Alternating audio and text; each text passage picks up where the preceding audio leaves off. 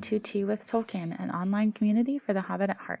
We are inspired by the works, life, and Catholic faith of J.R.R. Tolkien and strive to encourage others towards a deeper love and understanding of Tolkien's legendarium by hosting a free book club, providing free resources, and by cultivating a vibrant and positive community online. Our book club is currently wrapping up our discussion of The Fall of Númenor, edited by Brian Sibley. If you would like to join in on future discussions, you can sign up for our free book club at teawithtolkien.com/book-club to receive the link to our Discord server. We have made it to the very last section of Fall of Númenor. This is part 10 out of 10 for our book club, so this is quite exciting and very happy to everyone who has made it this far in this book.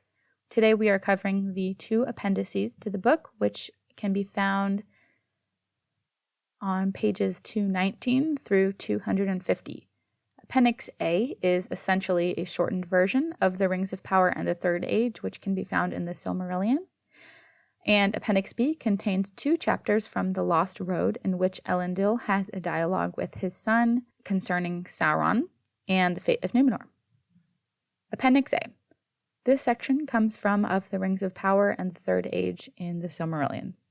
So where we pick up, the shards of Narsil have been brought to Isildur's heir in Imladris, and that is where they are kept.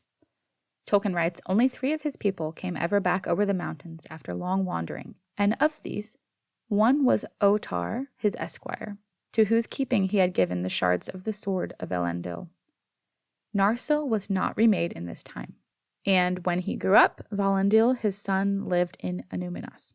As the years went on, the men of Westernesse became divided and dwindled. Eventually, there was nothing left of the great men of Númenor but a, quote, strange people wandering secretly in the wild. However, the line of Isildur remained unbroken. The realm of Gondor. The realm of Gondor endured and flourished for a time, but eventually fell into ruin.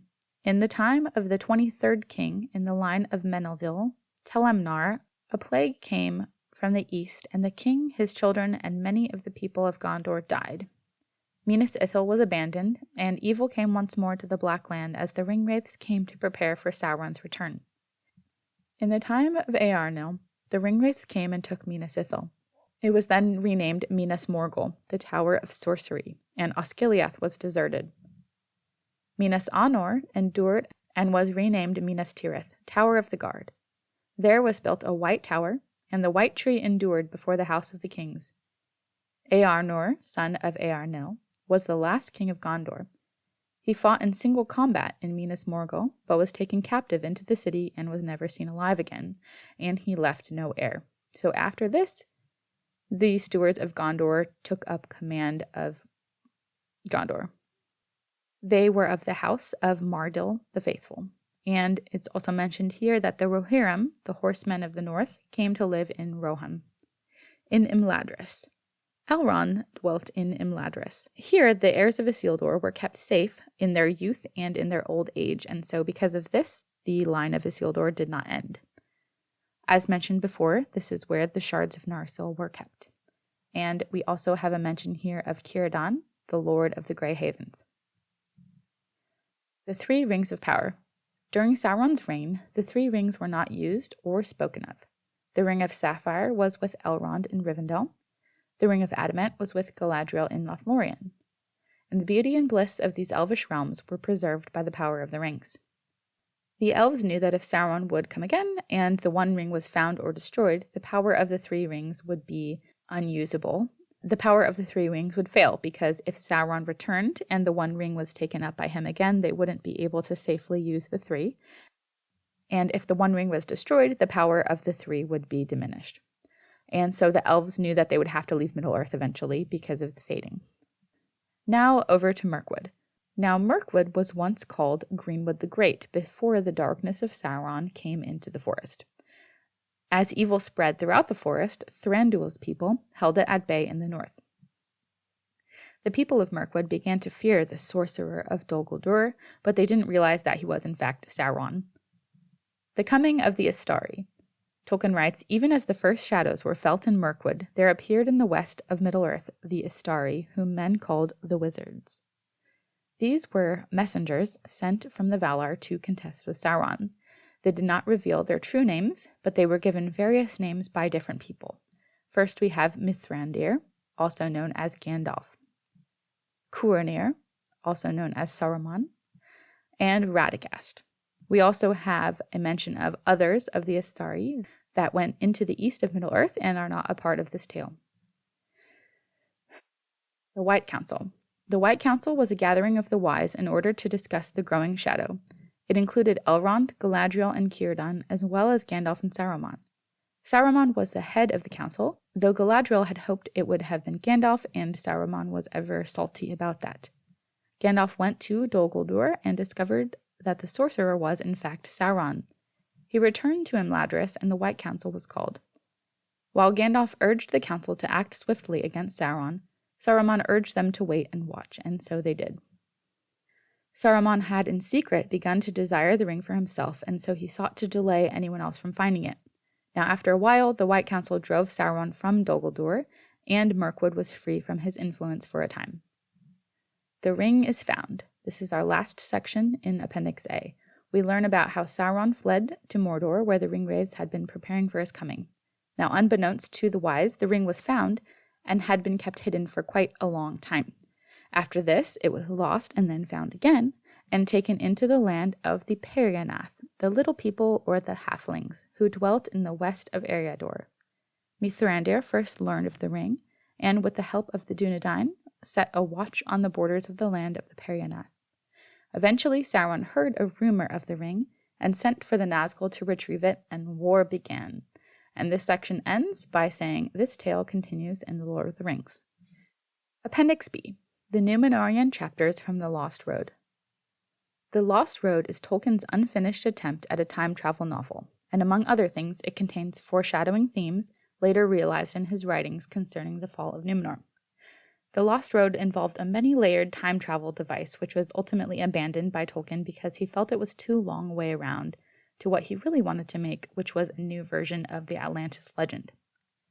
These chapters take place towards the end of Númenor's history, if you're looking at it from a timeline perspective. And readers will probably be confused by this section because many characters are renamed or names are swapped around. So you have Orontor, who is not Elendil's father in this, but is kind of an Amandil figure. We have Herendil, who is basically Isildur.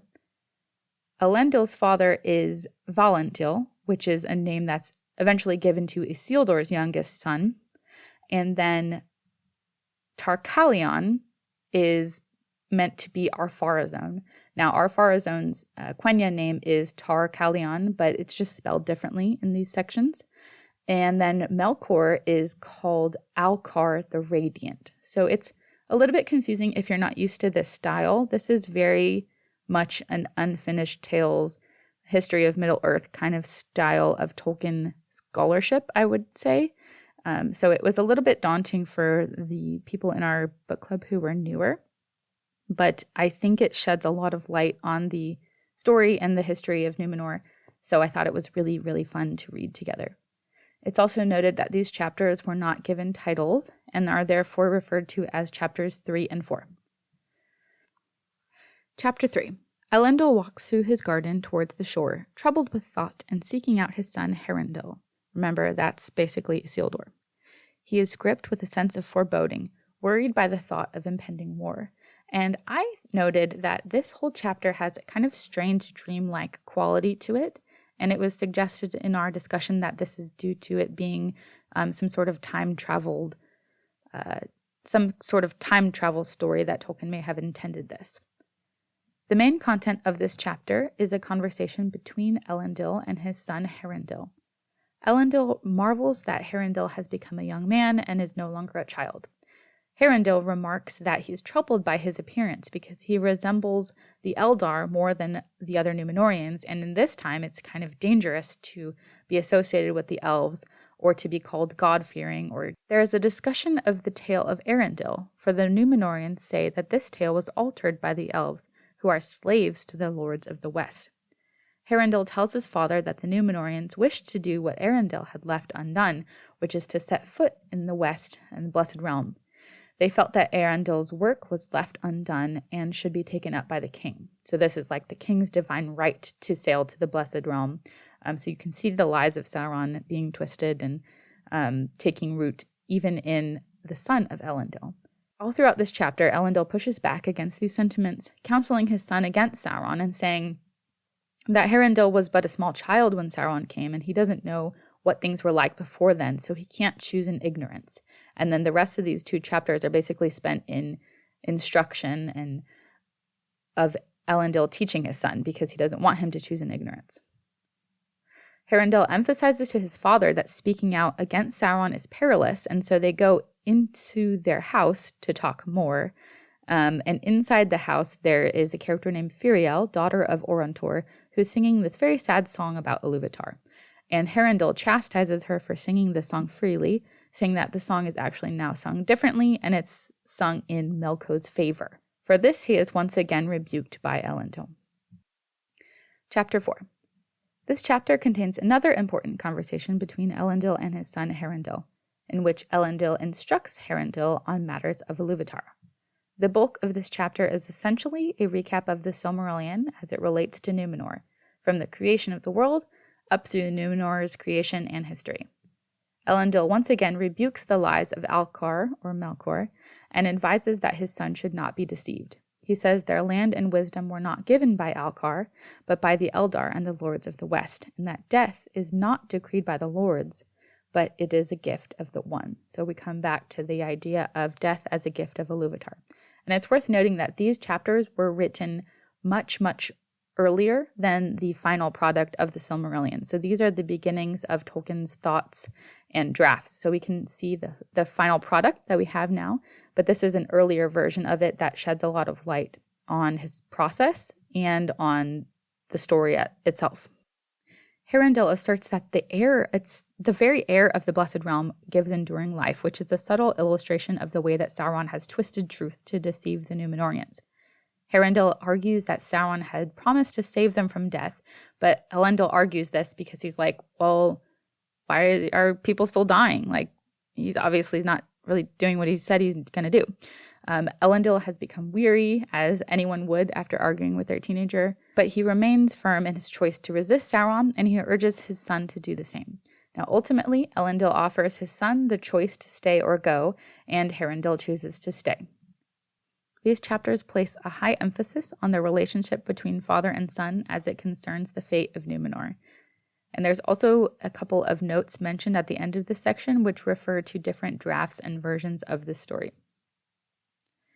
A lot of people struggled with the writing style of this story because it was written in a very Old English style where they're, saying hath and doth and all sorts of. It's a very like King James Bible type of writing. So a lot of people struggled with it, and a lot of people, in particular, who were unfamiliar with works such as the History of Middle-earth were kind of taken aback by this because it's not the final product. It's an earlier draft. And I think this isn't going to be for everyone. This is something that a lot of Tolkien fans are really, really into. We love seeing different drafts, earlier versions, the way that Tolkien has been working through the story.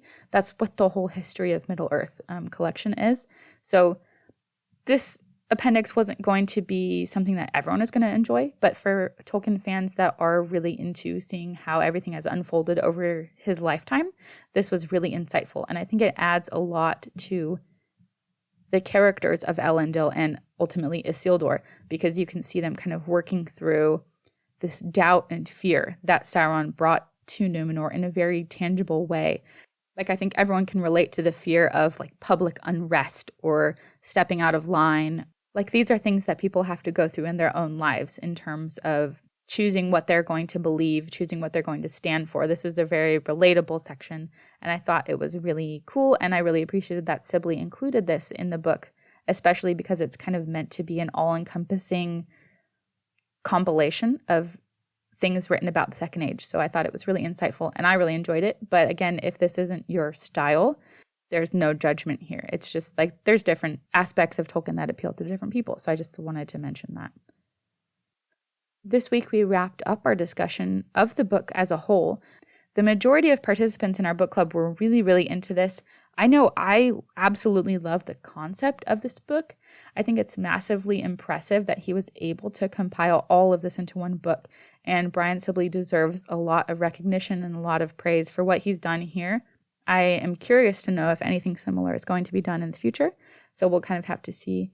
But overall, I just really appreciated it. I want to say thank you to Brian Sibley and obviously thank you to Christopher Tolkien for doing so much of the work that he's done to preserve his father's legacy. We wouldn't have any of this without Christopher Tolkien, and so I just want to say thank you to him as well. I have really, really enjoyed this book club. It's been something different than what we've ever done before. Thanks again so much for listening. I would love to hear your thoughts on the Fall of Númenor in the comments, or you can find me on social media at Tea with Tolkien.